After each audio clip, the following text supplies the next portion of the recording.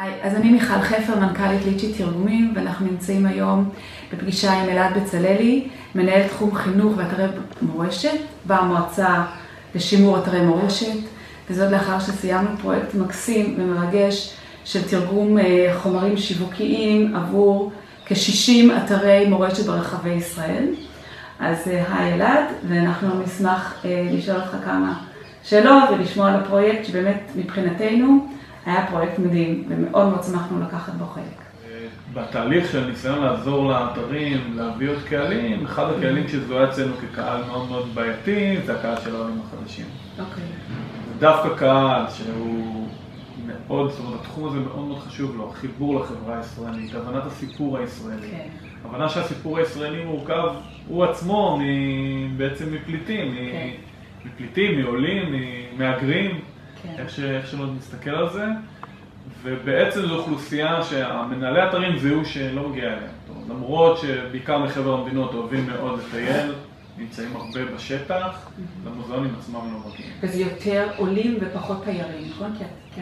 כלומר, זה לא תיירות, זה לא בקו הראשי של תיירים שמגיעים ארצה ל10 ימים, 20 או שבוע. קודם כל זה מובחן, זאת אומרת, זה קהלים אחרים. כן. מה שעולה צריך זה לא התוכן שתייר צריך. נכון. תייר בדרך כלל מקבל את התוכן איכשהו, בדיוק ה-highlights, לא מפיקים אותו בדילמות של הציונות, זה לא ממש מעניין אותו.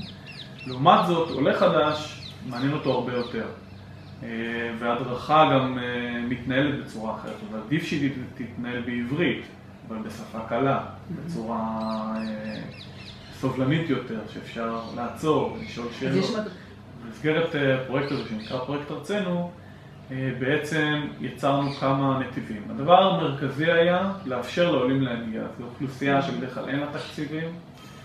למרות זאת היא אוכלוסייה שמאורגנת, זאת אומרת המדינה כן יודעת לארגן את העולים, וכשהיא מארגנת את העולים אז קל לה להביא אותם, להוציא אותם לסיורים ודברים כאלה. זאת אומרת אנחנו יודעים מי הקהל היעד, אנחנו יודעים איך להגיע אליו יחסית, ולכן אנחנו יכולים גם לעזור במימון, ובעצם התקציב המרכזי היה לממן כניסה של עולים חדשים. רק את הכניסה עצמה. כניסה והדרכה. כניסה והדרכה. אוקיי. הסעות עדיף שלא, כי זה דבר שמחסל תקציב די מהר. אז זה היה הנתיב הראשון. הנתיב השני היה כל הנושא של פרסום, להגיע עם זה, להגיע לתודעה של העולים. עשינו הרבה עבודה של יחסי ציבור ופרסום בתוך העיתונות בשפות שונות. והפרויקט השלישי, ואולי החשוב ביותר, כי הוא היחידי שגם נשאר לנו לאורך זמן אחרי שאנחנו עושים אותו, זה הפרויקט של התרגומים. אוקיי.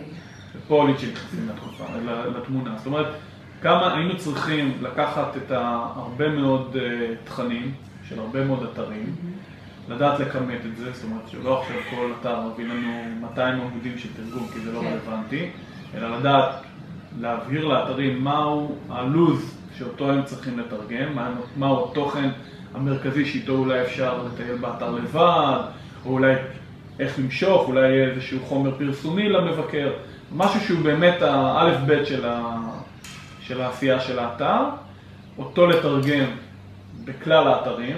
אני לא חושב שהגענו לכלל האתרים, אני חושב שעשינו משהו כמו 60 אתרים סך הכל בפרויקט שלנו, שזה כיף מאוד. מה היה החומרים העיקריים שתרגמו?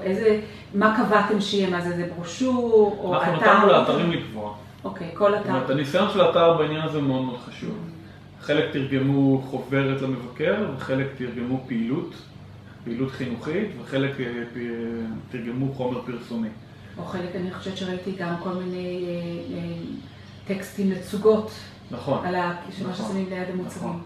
כן, אני חושב שהטקסטים לצוגות, בסופו של דבר, מה שהם התכוונו, שזה יהיה חוברת שמלווה באיזשהו מספור שמנחה על פי הצוגה, על מה הם מסתכלים. באמת, גם הפריסה מאוד מאוד רחבה, וגם השפות.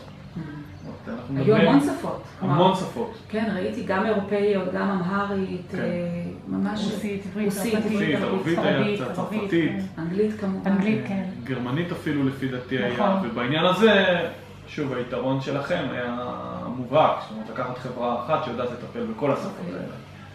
ובעניין הזה, מבחינתנו, זה היה הדבר הכי נוח לעבודה.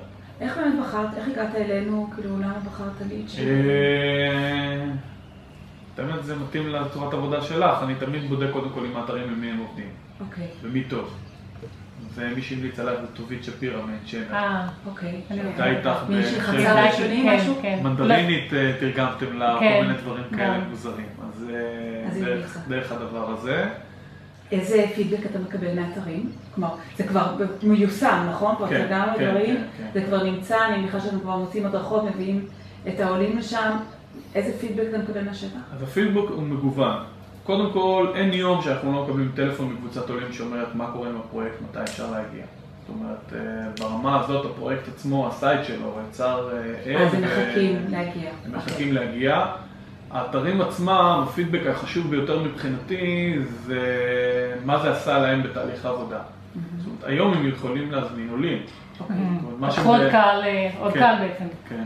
מה שבתחילת הדרך היה, כן מימנו אוטובוסים בהתחלה כדי לדחוף את העולים להגיע. ואז האתרים ראו שהם לא מוכנים עד הסוף. ואז התחיל הפרויקט של התרגומים. זאת אומרת, היום הם כבר נמצאים במקום אחר. גם חלק מהם יש להם הקפידו להכשיר מדריכים, גם ברוסית, שלא היה. באנגלית תמיד היה, אבל ברוסית.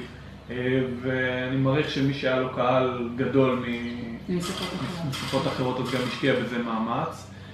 היו הרבה מאוד מידע אתיופית, זה היה יפה. אז הדרכה שם בעברית, אני לא חושב, תרגמנו משהו באמרית? באמרית כן, אני ראיתי כמה דברים, כן. לא המון, כן. לא המון, כי אני חושב שרוב האתיופים לא קוראים אמרית. בעצם כל אתר הוא זה שעשה, אמר איזה שפות הוא צריך. מתוך ההתנסות שלו הוא החליט מה... כן, יש, אוקיי. אז שוב, חלק מהביקורת של האתרים, או מהחוות דעת של האתרים על הפרויקט, בא לידי ביטוי דרך הדבר הזה. הנה, תרגמנו, עכשיו אנחנו מוכנים לקבל עוד קהל. ובאמת הם מרגישים שזה עושה הבדל באתר? כן, אין ספק. אם כל מה שיש לך מול קהל זה את המתרגם של הקבוצה, אתה נמצא במקום לא טוב. וכשיש לך כלי עזר, אתה נמצא במקום אחר לגמרי. בסדר. אז אלעד, תודה רבה. היה לנו ממש כיף. זה הטיון ליצ'י שלנו בשבילך. תודה, תודה רבה. גם לנו יש מתנה נחמדה לכם. תודה רבה. יש פה קופסת שימורים, זה משחק רביעיות, ופה תוכלו לראות חלק גדול מאתרי המורשת שעבדתם איתם. כן. אז הנה ראש פינה, כנרת. איזה יופי. מקסים, מקסים. אז אנחנו באמת שמחים מאוד לפרויקט הזה, מקווים שיהיה המשך. עכשיו אנחנו בנות ליצ'י הולכות לעשות סיור במקווה ישראל, והסיפורים אני בטוחה שיהיו מרתקים כמו אתרים אחרים שביקרתי בהם. כן, נו. אז תודה רבה, תודה. מעולה.